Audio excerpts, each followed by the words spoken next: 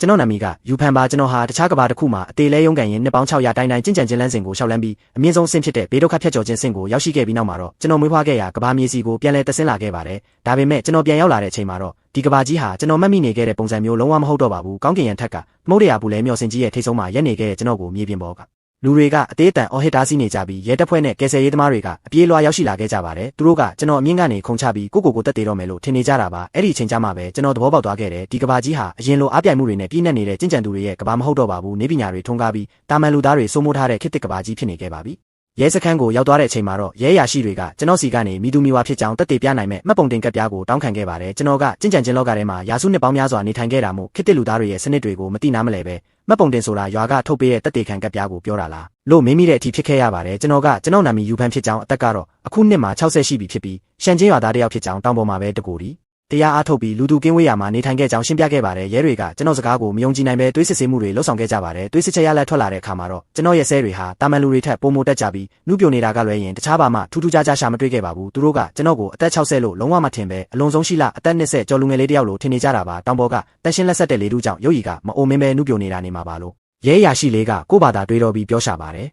ယ်ဒါပေမဲ့စနစ်ထဲမှာရှာဖွေလိုက်တဲ့အခါမှာတော့ကျွန်တော်မှာဟိုင်ရှီမြို့မှာနေထိုင်နေတဲ့တားတယောက်ရှိတယ်ဆိုတာပေါ်ထွက်လာခဲ့ပါတယ်ကျွန်တော်ရဲ့ဇနီးတီဖြစ်သူကျန်းချိုးရွံဟာလွန်ခဲ့တဲ့အနှစ်20ကျော်ကတည်းကယောဂဝေဒနာနဲ့ကွယ်လွန်သွားခဲ့ပြီဆိုတဲ့သတင်းကိုကြားလိုက်ရတဲ့အခါမှာတော့ကျင့်ကြံခြင်းလောကမှာမိုးမြေကိုတုံ့လှုပ်စေခဲ့တဲ့ဘေးဒုက္ခဖြတ်ကျော်ခြင်းဆင့်ကျင့်ကြံသူကြီးဖြစ်တဲ့ကျွန်တော်ရဲ့နှလုံးသားတစ်ခုလုံးစုံနေခံလိုက်ရတယ်လို့ပြင်းပြင်းထန်ထန်နာကျင်သွားခဲ့ရပါတယ်ငါသာအချိန်မီပြန်လာနိုင်ခဲ့ရင်ချိုးရံတယောက်ဒီလောက်စောစောကြီးထွက်ခွာသွားရမှာမဟုတ်ဘူးလို့တွေးတော့ရင်နောင်တမျက်ရည်တွေကြမ်းမိမတက်ခံစားလိုက်ရပါတယ်ရဲရရှိတွေကကျွန်တော်သားရဲ့အချက်လက်တွေကိုပေးခဲ့ပြီးတားဖြစ်သူယူကြားချင်းစီကိုလိုက်ပို့ပေးဖို့ပြင်ဆင်ကြပါတယ်ဘဝနှစ်ခုလုံးမှာတကိုယ်တည်းဖြတ်တန်းခဲ့ရတဲ့ကျွန်တော်မှာအခုတော့တားတယောက်ပြင်မြေ3ယောက်တောင်ရှိနေပြီဆိုတာသိလိုက်ရတဲ့အခါစိတ်လှုပ်ရှားမှုနဲ့အတူကိုယ်သွေးရင်းတွေကိုမြ мян တွေးကျင်စိတ်တွေတားမရစီးမရဖြစ်ပေါ်လာခဲ့ပါတယ်ရဲတွေကကျွန်တော်ကိုခေါ်ဆောင်သွားပြီးတားဖြစ်သူရဲ့အိမ်ကိုလိုက်ပို့ပေးခဲ့ပါတယ်အဲ့ဒီအိမ်ဟာကျင်းမြောင်းပြီးစုပ်ပြက်နေတဲ့တိုက်ခန်းအိုကြီးတစ်ခုထဲမှာရှိနေတာပါကျွန်တော်ဟာကျင့်ကြံသူဘဝတုန်းကမကုန်ခန်းနိုင်တဲ့ကြောက်စိမ့်တွေရတနာတွေနဲ့မော်လက်နက်တွေကိုပိုင်ဆိုင်ထားတဲ့သူဖြစ်ပေမဲ့ကျွန်တော်ရဲ့သားစဉ်မြေးဆက်တွေဟာဒီလိုဆင်းရဲကြက်တဲလာတဲ့နေရာမျိုးမှာချင်းဖက်တွေကိုစားတောက်ရင်ဘဝကိုပင်ပန်းဆင်းရဲစွာဖျက်ဆီးနေရတယ်ဆိုတာမြင်လိုက်ရတဲ့အခါကျွန်တော်ရင်ထဲမှာမခံမရနိုင်အောင်စိတ်မကောင်းဖြစ်တော့အားခဲ့ရပါတယ်တားဖြစ်သူရဲ့ဇနီးရှမ်းစုဟွာနဲ့ပထမဆုံးတွေ့ဆုံတဲ့အချိန်မှာသူမကကျွန်တော်ရဲ့နှုတ်ပြိုလုံးတဲ့ရုပ်ရည်ကိုကြည့်ပြီးရောက်ခမလို့လုံးဝမယုံကြည်နိုင်ပဲဖြစ်နေခဲ့ပါတယ်ဒါပေမဲ့ရဲတွေကတွေးစစ်ချက်အရတေချာကြောင်းအတီးပြုတ်ပေးခဲ့လို့စုဟွာလည်းအံ့အားသင့်သွားခဲ့ရပါတယ်အဲ့ဒီနောက်စုဟွာကငိုယိုပြီးကျွန်တော်ကိုအိမ်ထဲခေါ်သွားခဲ့ပါတယ်တိုက်ခန်းလေးထဲမှာတားဖြစ်သူယူကြားခြင်းဟာအမြင့်ကနေပြုတ်ကျပြီးခနာကိုယ်တစ်ခုလုံးဒဏ်ရာပြင်းပြင်းထန်ထန်ရထားခဲ့တာဖြစ်ပါတယ်ခွဲစိတ်ကူးမှုခံယူပြီးတဲ့နောက်မှာလည်းတတိမိမျောနေခဲ့ပြီးအိမ်မှာဆေးကူးစရိတ်မတက်နိုင်တော့တာကြောင့်ဆေးရုံကနေအိမ်ကိုပဲပြန်ခေါ်လာခဲ့ရတာပါစုဟွာကကျွန်တော်ကိုရောက်ခမအစ်စ်ဟုတ်မဟုတ်မတေချာသေးပေမဲ့အိမ်မှာပဲခက်တဲခိုးဖို့နဲ့တားဖြစ်သူကိုစောင့်ရှောက်ပေးဖို့တောင်းပန်ပြီးဟင်းချက်ဖို့ထွက်သွားခဲ့ပါတယ်ကျွန်တော်ဟာကုတင်ပေါ်မှာတေးလူမျောပါဖြစ်နေတဲ့တားဖြစ်သူယူကြားခြင်းရဲ့ဘေးမှာထိုင်လိုက်ပြီးကျွန်တော်ရဲ့လက်ဖွားကနေတဆင့်အစွမ်းထက်လာတဲ့နက်သက်စိန်အရှိန်ဝါတွေကိုတားရဲ့ခနာကိုယ်ထဲကိုဖြည်းဖြည်းချင်းသွင်းပေးလိုက်ပါတယ်ဒဏ်ရာပြင်းထန်ရနေတဲ့တားရဲ့ကိုရင်းအင်္ဂါတွေဟာကျွန်တော်ရဲ့ကျင့်ကြံခြင်းစွမ်းအားကြောင့်ချက်ချင်းပဲအံ့စရာကောင်းလောက်အောင်ပြန်လဲကောင်းမွန်လာပြီးယူကြားခြင်းတယောက်မျက်လုံးပွင့်ကနိုးထလာခဲ့ပါတယ်ယူကြားခြင်းနိုးလာတဲ့အခါကျွန်တော်ကိုကြည့်ပြီးအဖေ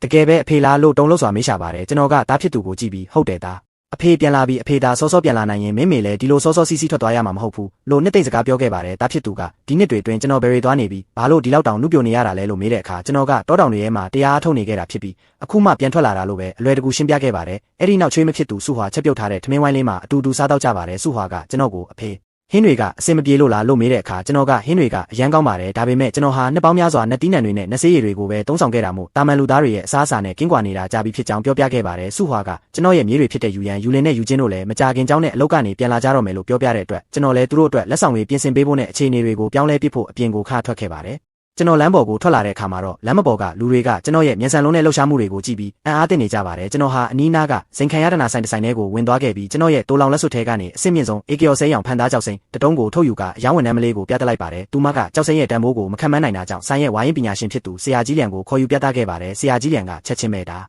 ဟာအလွန်ရှားပါတဲ့ရှေးဟောင်းတွင်ထွက်အေကီယော်စိမ်းရောင်ကြောက်စိမ်းစစ်ဖြစ်ပြီးတန်ဖိုးအားဖြင့်အနည်းဆုံးယွမ်တန်းနှစ်ရကျော်တန်ဖိုးရှိကြောင်းကောက်ချက်ချလိုက်ပါတယ်သူတို့လည်းဆိုင်ရှင်ဖြစ်သူတူထေးလေးချင်းမင်းကျဲကိုချက်ချင်းဖုံးဆက်ခေါ်လိုက်ကြပါတယ်တူထေးလေးချင်းမင်းကျဲရောက်လာတဲ့အခါကျွန်တော်ကိုရင်ရင်ကြေးကြေးနှုတ်ဆက်ပြီးဒီကြောက်စိမ်းအတွက်ယွမ်တန်း300ပေးပြီးဝယ်ယူပါရစေလို့ကန့်လန့်လာခဲ့ပါတယ်ကျွန်တော်ကသဘောတူလိုက်တဲ့အခါသူကဘန်ကက်ပြားတောင်းပါတယ်ကျွန်တော်မှာဘန်ကက်မရှိတာကြောင့်သူကချက်လက်မှတ်တစ်ဆောင်ရေးပေးခဲ့ပါတယ်ကျွန်တော်လည်းအဲ့ဒီချက်လက်မှတ်ကိုယူပြီးဘန်ကိုသွားခဲ့ပါတယ်ဘန်ဝန်ထမ်းမလေးကချက်လက်မှတ်ပေါ်ကပမာဏကိုကြည့်ပြီးအန်းနဲ့လုံးလို့ဘာဆက်ဟောင်းသားဖြစ်သွားခဲ့ရပါတယ်သူမကကျွန်တော်ကိုစာအုပ်တင်နဲ့ဘန်ကက်ပြားတစ်ခုအများအန်ဆုံးပြုလုပ်ပေးပြီးငွေတွေအားလုံးကိုကတ်ထဲထည့်သွင်းပေးခဲ့ပါတယ်ကျွန်တော်လည်းဘန်ကက်ကိုယူပြီးတားဖြစ်သူရဲ့အိမ်ကိုပြန်လာခဲ့ပါတယ်ကျွန်တော်အိမ်ပြန်ရောက်တဲ့အခါတားဖြစ်သူယူကြားခြင်းကိုငါတို့တခြားသူတွေနဲ့မရှုပ်ထွေးပဲတီးတက်နေလို့ရမယ်အင်ကြီးအိမ်ကောင်းတွေဘယ်မှာရှိလဲလို့မေးလိုက်ပါတယ်တားဖြစ်သူက အဲ့ဒီလိုတီးတက်အိမ်ဆိုရင်တော့ဘီလာအိမ်ယာတွေပဲရှိတယ်အဖေဒီမျိုးမှာအကောင်းဆုံးကတော့ပင်လယ်ရှုခင်းအိမ်ယာနံပါတ်1ပဲဒါပေမဲ့အဲ့ဒီကအိမ်တွေကအနည်းဆုံးယွမ်တောင်းချီတန်တာဖေရဲ့လို့စိုးရိမ်တကြီးပြောရှာပါတယ်ကျွန်တော်ကတားကိုငွေကိစ္စမပူဖို့နဲ့လိုက်ပို့ပေးဖို့သာပြောလိုက်ပြီးကျွန်တော်ရဲ့မိသားစုကိုဒီလိုညစ်ပတ်ကျင်းမြောင်းတဲ့နေရာမှာဆက်ပြီးမနေစေချင်တော့ပါဘူးကျွန်တော်တို့ပင်လယ်ရှုခင်းအိမ်ယာရောင်းချရေးစင်တာကိုရောက်သွားတဲ့အခါအယောင်းဝန်ထမ်းမျိုးသမီးကကျွန်တော်တို့ရဲ့ဝတ်စုံတွေကိုကြည့်ပြီးအထင်သေးချင်ဖြစ်နေခဲ့ပါတယ်ဒါပေမဲ့ကျွန်တော်က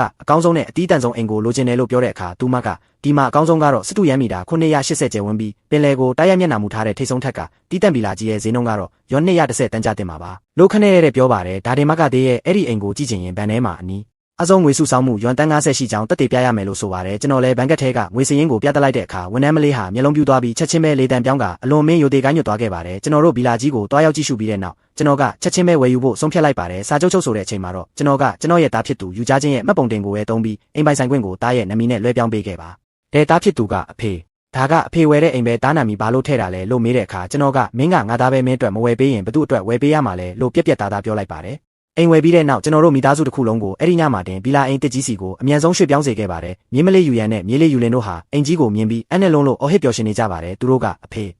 ဘယ်လိုလုပ်ပြီးဒီလောက်ချမ်းသာသွားတာလဲဒီလောက်ကြီးတဲ့အိမ်ကြီးကိုငှားလိုက်တာလားလို့မေးတဲ့အခါယူကြားချင်းကငှားတာမဟုတ်ဘူးမင်းတို့အဖိုးကဝယ်ပေးလိုက်တာပြီးတော့ဒီအိမ်ကငါးနမီနဲ့ဝယ်ထားတာလို့ဂုံယူစွာပြောပြလိုက်ပါတယ်ကလေးတွေကသူတို့ဟာသူထင်းမျိုးဆက်30မြောက်ဖြစ်သွားပြီဆိုပြီးဝမ်းသာအားရဖြစ်နေကြပါတယ်ကျွန်တော်ကသူတို့ကိုနှစ်သက်ရာခန်းတွေကိုရွေးချယ်ခိုင်းပြီးအဓိကအခန်းကြီးကိုတော့တားနဲ့ချွေးမအတွက်ပေးခဲ့တယ်လို့ကျွန်တော်တို့လည်းအခန်းတစ်ခန်းထားရှိစေခဲ့ပါတယ်တားနဲ့ချွေးမဟာကလေးတွေကိုအလွန်လိမ္မာရင်ကျေးအောင်ပြုစုပြောထောင်ထားတာကိုမြင်ရလို့ကျွန်တော်ရဲ့တွေးရင်းတွေပြီးရင်ထဲမှာအလွန်ဂုဏ်ယူမိပါတယ်